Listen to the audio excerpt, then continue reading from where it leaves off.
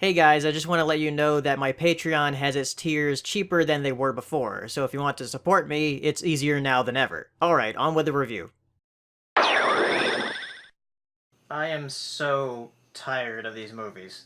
This is the third one this year. First there was Dumbo, then Aladdin, and now The Lion King. And then I guess Maleficent 2 if you count that. They're pumping these movies out so fast, and I'm wondering, they're going to run out eventually. What are they going to do after that? Remake them again? Or I guess they can try the CGI movies, though I don't see the point of that. A realistic Zootopia would be terrifying. So, first thing is that you gotta know that I do have a bias against these films, because I think that they probably shouldn't exist. And this one doesn't really have that much of a right to exist because it's completely animated, so they're animating another animated film. And The Lion King itself has also been accused of copying something else, which was Kimba the White Lion. Which my friend Saber did a video on that this week, you can go check that out. But still, the original Lion King from 1994 does hold a special place in a lot of people's hearts, and mine too. It was the first movie I actually remember seeing in theaters. I probably saw movies in theaters before that, I just don't remember it. But The Lion King, I definitely remembered.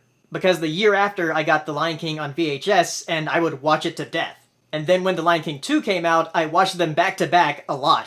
It's a very important film for people that grew up with it that are my age. And it's very important in the grand scheme of animation as well. For a very long time, it was the highest grossing animated film of all time. And it's still the highest grossing 2D animated film of all time. But if box office projections are correct, the remake of The Lion King will have the biggest opening for an animated movie ever. And it might actually overtake the highest grossing animated movie currently, which is Frozen. Unless Frozen 2 takes that later this year. The Lion King back in 1994 was so important that when Frozen came out, people compared it to The Lion King, saying, Disney's back, because Frozen was so successful. Even though Disney hadn't really gone anywhere, but Disney has grown a lot this decade, buying literally everything.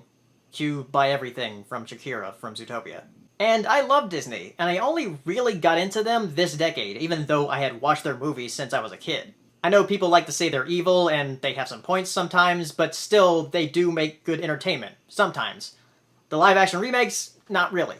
Despite some getting fairly good reviews, I haven't really liked any of them other than Pete's Dragon and the first part of Christopher Robin.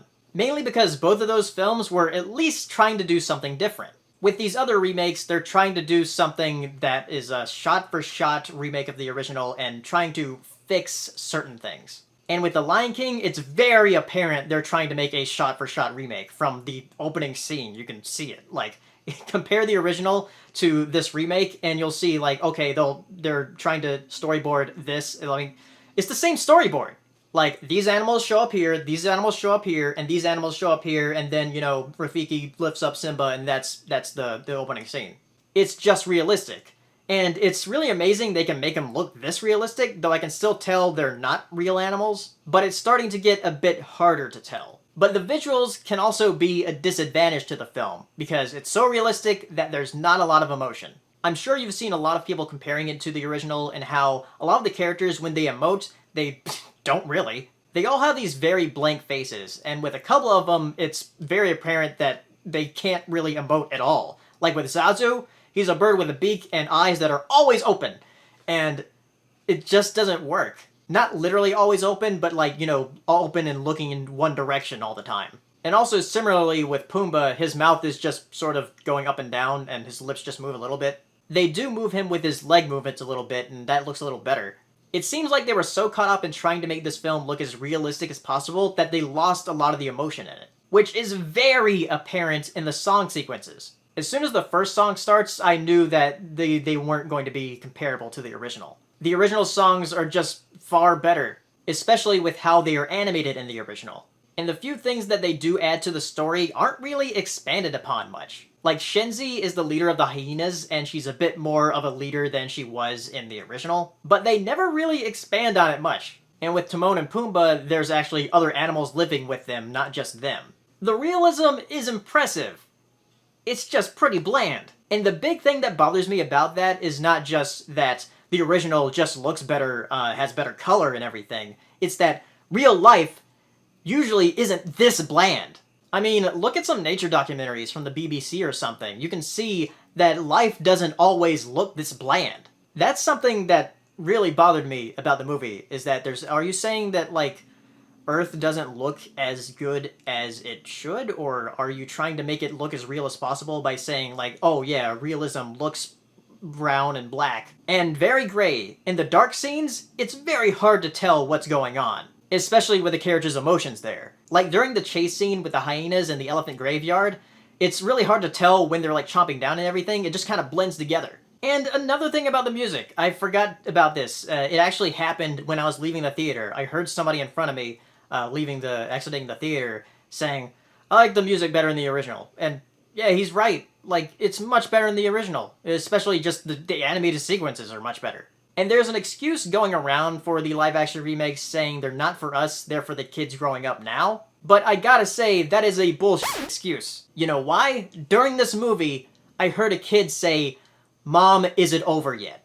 This movie is longer than the original, so it was dragging on a little bit because they sort of padded out different scenes. And that kid could tell that this movie was bland. The original was much more vibrant and colorful and had emotion. One thing I love about animation is that it can exaggerate emotions to make you empathize with the characters. And you can see that in the original with their expressions. With this, their expressions are almost non-existent.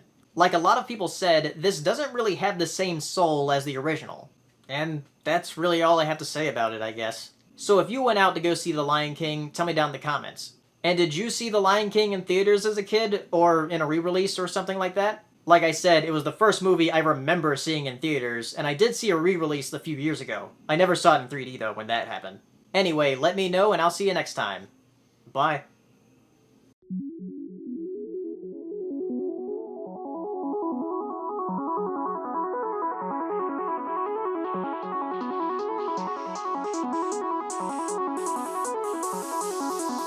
Good evening, ladies and gentlemen.